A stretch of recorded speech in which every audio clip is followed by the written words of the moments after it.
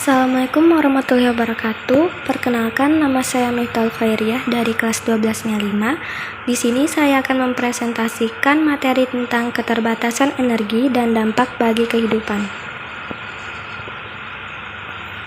Berdasarkan definisi dalam Undang-Undang RI Nomor 30 Tahun 2007, Bab 1 Pasal 1, sumber energi adalah sesuatu yang dapat menghasilkan energi baik secara langsung maupun melalui proses konversi.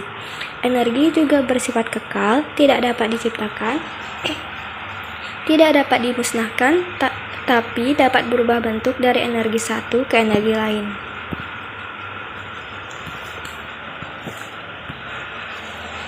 Berdasarkan ketersediaannya, sumber energi diklasifikasikan menjadi dua macam, yaitu energi terbarukan atau renewable energy.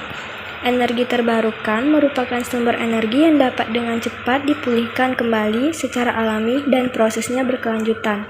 Ia juga dapat digunakan dalam jangka waktu yang panjang, memiliki kelebihan tidak mencemari lingkungan.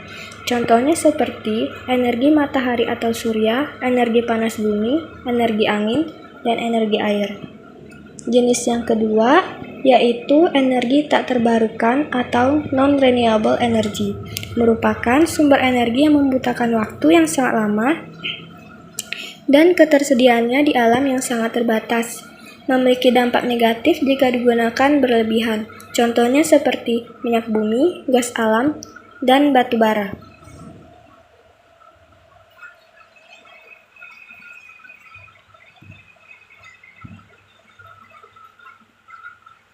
Poin selanjutnya yaitu penggunaan sumber energi. Penggunaan sumber energi itu ada 4, yaitu yang pertama, penggunaan energi untuk keperluan industri. Sumber industri yang biasa digunakan adalah minyak bumi, batu bara, atau gas alam dan kayu untuk bahan bakar.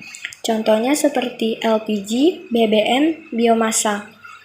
Yang kedua, yaitu penggunaan energi untuk keperluan rumah tangga. Pemanfaatan energi diantaranya energi listrik dan gas. Ketiga, penggunaan energi untuk keperluan transportasi. Sektor transportasi banyak memanfaatkan energi tak terbarukan, yaitu BBM. Keempat, penggunaan energi untuk keperluan komersial. Penggunaan seperti pada sektor perhotelan, rumah sakit, ataupun rumah makan. Diantaranya seperti listrik, LPG, BBM, dan gas bumi. Perlu diketahui juga, pembangkit listrik di Indonesia yaitu ada PLTA, PLTG, PLTGU, PLTU, PLTP, dan PLTD. Poin selanjutnya yaitu ada energi fosil. Bahan bakar fosil terbentuk jutaan tahun yang lalu ketika tanaman, hewan, dan makhluk lainnya mati dan terkubur di bawah bumi. Terfokus pada penggunaan bahan bakar fosil yang telah banyak menghasilkan gas-gas rumah kaca seperti CO2 dan telah memberikan kontribusi terbesar bagi pemanasan global. Terdapat 3 jenis energi fosil, yaitu minyak bumi, batu bara, dan gas alam. Poin selanjutnya itu adanya ketersediaan sumber energi. Pemanfaatan energi tak terbarukan yang berlebihan bisa membuat masalah yang sangat serius bagi lingkungan dan kehidupan. Akan datang masanya terjadi krisis energi dikarenakan tidak memanfaatkan secara optimal dan adanya populasi manusia yang bertambah. Dibutuhkan juga solusi yaitu dengan meningkatkan pemanfaatan sumber energi terbarukan.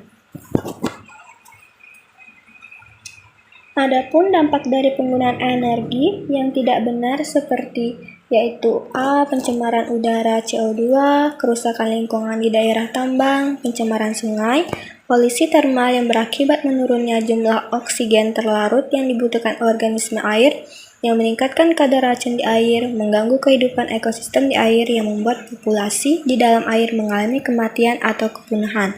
Polusi yang ditimbulkan bahan bakar fosil menimbulkan pemanasan global. Selanjutnya ada pembakaran bahan bakar fosil juga menimbulkan pencemaran udara, hujan asap, kabut asam, dan sebagainya.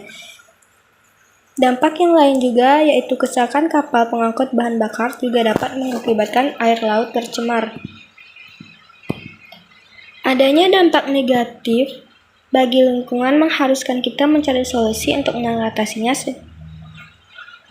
Secara umum, solusi untuk mengatasi problem tersebut antara lain yaitu A. Menghemat penggunaan energi, menggunakan lampu hemat energi, mematikan peralatan listrik yang tidak digunakan, menggunakan sepeda atau berjalan kaki jika tempat yang dituju dekat. B. Mencari sumber energi alternatif. Sumber energi alternatif itu banyak, yaitu diantaranya ada beberapa seperti matahari yang berguna untuk mengeringkan pakaian, untuk pengawetan makanan, dan lain-lain. Juga ada tenaga nuklir sebagai pembangkit listrik, ada juga panas bumi, energi atau uap panas yang keluar dari perut bumi sebagai pembangkit listrik, tenaga air yaitu seperti PLT atau PLT mikrohidro, pasang surut air laut untuk menggerakkan baling-baling generator listrik sehingga menghasilkan tenaga listrik, atau juga dari tenaga angin untuk menggerakkan perahu layar dan kincir angin yang dapat menghasilkan energi listrik pula. Dan juga ada hidrogen, sumber energi ramah lingkungan dan efisien karena dari proses pembakarannya di udara menghasilkan uap air dan energi panas. Nah, alat yang dibuat dari hidrogen ini masih belum resmi atau prosesnya masih terlalu susah untuk diterima oleh negara-negara berkembang. Jadi di Indonesia masih belum ada hidrogen. Masih belum ada alat dari tenaga hidrogen. Terus pada gambar pertama yaitu ada salah satu contoh alat yang menggunakan tenaga air yaitu PLTA. Di sana ada gambar cara kerjanya. Sumbernya didapatkan dengan memanfaatkan energi potensial dan energi kinetik yang dimiliki air. Lalu ada gambar kedua, contoh gambar teknologi solar energy yang menggunakan energi matahari. Disebut juga solar cell yang terdiri dari beberapa komponen utama yaitu panel surya sebagai penerima radiasi matahari, baterai tempat penyimpanan listrik, dan alat pengontrol yang dapat mengubah energi matahari menjadi energi listrik. Lalu ada gambar ketiga yaitu kincir angin yang dapat digunakan untuk menangkap energi angin dan diubah menjadi energi kinetik atau listrik. Pembangkit ini dapat mengkonversikan energi angin menjadi energi listrik dengan menggunakan turbin angin atau kincir angin. Baiklah, hanya itu yang dapat saya sampaikan. Selebihnya saya mohon maaf jika ada kekurangan atau kesalahan dalam perkataan. Saya mohon maaf. Saya akhiri. Wassalamualaikum warahmatullahi wabarakatuh. Terima kasih.